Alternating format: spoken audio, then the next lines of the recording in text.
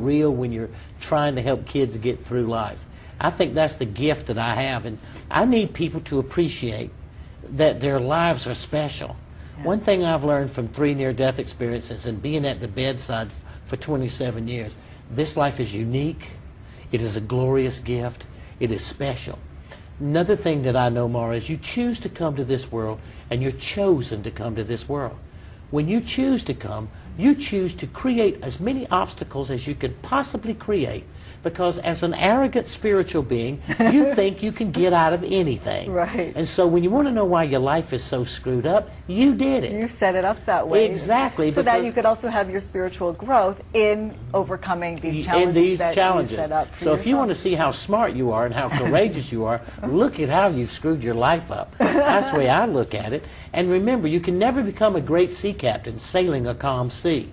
Yes. You know what? My dad always says that. This is the point. It's very true. The other point is you were chosen to come here. These are things I've learned from years and years of doing this. And what that means is the spiritual force believes that there is absolutely no one better at what you were sent here to do to fulfill the spiritual need of the evolution of human spiritual consciousness than you. Right. And when you realize the odds of anyone else being exactly like you in the world, scientifically it's 1 in 16 billion. And there's only 6 billion of us here. Right. So guess what? Yeah. No one is better at fulfilling your particular role. So people need to just be themselves. Yes. Quit letting things get between you and you being yourself. Right. Death is the motivator that creates fear, that causes us to compromise ourselves in living our dream. We cannot allow it. What I created in Compassion in Action, and with a group of really core belief people, and it started, and now we're over 5,000 people. It's amazing. And I met one of your people who work with you, Heidi, who's just a total joy to behold. She's Heidi's an American hero. Yeah. Will, the people who really, Catherine, my kids, these people are heroes at this. And why I like your show, you're really inspiring people. We must not be afraid of death. We must embrace life. And we have programs like Compassion in Action, the Twilight Brigade, and other programs, not just me, although I like for people to come to mine because I understand the way I'm teaching people to deal with their loved ones, and it creates continuity and consistency, and it's not a bunch of airy-fairy stuff, but it has spirituality to it. Right. That this is the way that no one need die alone. When you finish the training, guess what else you've guaranteed? You won't be alone. And the person that'll be with you is not someone trying to get your furniture, not someone emptying the bank account, but a person who you have taken this training, and one of the greatest gifts you'll be able to give, if it's your time or someone you love, is the gift of teaching them to be better. Right. And I think one of the biggest gifts, too, of that training and of this whole message that you have is that there really is nothing to fear in death. In fact, death is a freeing, huge, wonderful experience. And once we can get over then that fear of death, then we can truly be free to live our life. And I think that's such an important message now, especially with fear permeating our country, with our terrorism threats going on every single day. And we have to get over it, or we will give up so much of our spiritual and physical, mental freedom. Look at what's happening. You know, everyone who's read Saved by the Light or At Peace in the Light or The Secrets of the Light, this is the Light Trilogy, okay? And this is what I set out to do, to inform people of the mission. Those who've read these books know that I was sent back with something to do from these beings of light, the angelic energies, or ever how people want to term it. Can you talk a bit about that? Because I know in Saved by the Light, you specifically talked about during your experience while you were dead, you went to this place that looked like a crystal city, and you met 13 beings of light that showed you some predictions about what was going to happen in the world, and that was in 1975.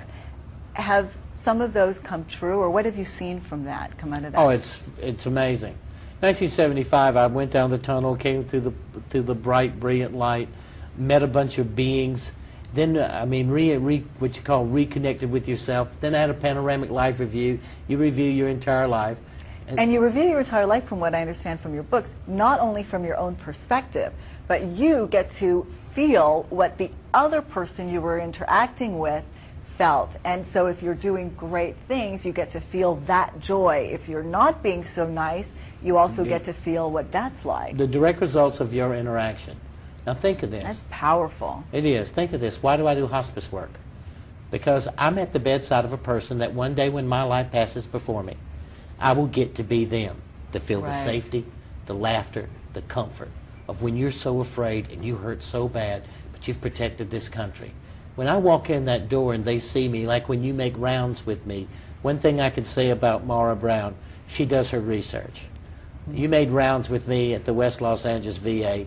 On Veterans Day. That was such, I have to say, that was such an incredibly profound experience. I want to thank you so much for that opportunity, because, you know, you can talk on the one hand about the gift you're giving to the dying, but it's a gift for me, for the volunteer, for the person to be able to be in the presence of these heroes that have so served our country and now are in that process of about to cross over into that other place, and to be able to let them feel the dignity of your own, just loving to hear their stories is wonderful for them, but it was wonderful for me to hear these stories, and they're our national treasures. They're our true heroes. Look at what you think of death when you walked in it in those days, when we were on Veterans Day. You were walking in the last days of heroes, people who had fought in wars, been in prison camps, gone through and been married 67 years. I love that couple that we met that were married 67 years, and we asked, what is the secret of a successful marriage? And they both said respect. Respecting you have each to other. Respect each other and never put the other person down. Certainly now think not of that. In public. They were married and that 67 was a great years. Message. On Veterans Day, they were sitting in that little corner in that Together. room, holding each other's hands. Yeah. I will fight for that right, for their dignity, with every ounce of me. That's my mission, that these people will be respected and they will have the security and safety of knowing they defended this country, and this country comes to defend them. They were there when we needed them. We must be there for them as they need us. It's what the Twilight Brigade is doing. It's an organization that really adds the benefit of what was your dream. When a person wants to realize their dream, go listen to the dream of somebody who fought and served, married 67 years, and the cuteness that we saw in 90-year-old people loving each other and have no one but each other. This is worth protecting in the American dream, and it's worth inspiring other people to get over themselves, quit rationalizing, come and live that life so that you're not afraid of yourself and you don't fear death, but you embrace life. This is what's happened to me in living my dream. And in the course of doing this kind of work, which is what I call spiritual activism, it opens up a consciousness to draw to you what you want.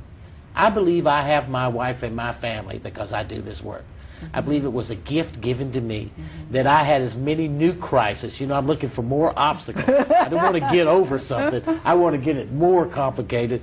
And 5 girls and 1 boy and a beautiful wife, like you said, and like I know, is the greatest crisis per day anyone could have, and I wish it on everybody.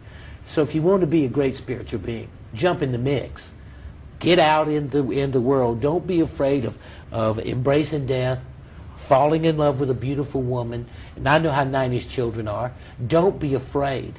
Because when we saw 67 years and 54 years and 55 years, there is what the great mark of their lives were. They were in love. Love has found a way to empower people even as they're taking their last breath. That's our message. To live your dream is to search for love, to demand love, to be in love, and to know it belongs to you. Because it's what's happened to me through all the junk I've put people through and all the stuff I've been through in my life. I have found a love over here that's as great as over there. And that is the power that looking at service, dreaming your dream, because you planned it before you came here, and face those obstacles and get through them and keep looking for more. Well, that's a beautiful note to end the show, and I just want to thank you so much for being here. And you are just such a gift to humanity. I really feel that, and I just feel blessed to know you. And thank you for doing what you do and sharing the message that you're sharing.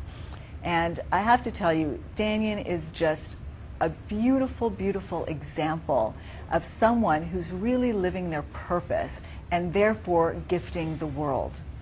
And you too can live the life of your dreams. Just never stop believing in yourself and your own beauty, your own inherent worth, and then don't let the setbacks and challenges of life throw you off your path. It's interesting, Dannion talks about that we set them up for ourselves. And it's interesting because often in life we face our biggest challenge or what feels like our greatest failure just before we're about to reach our dream coming true.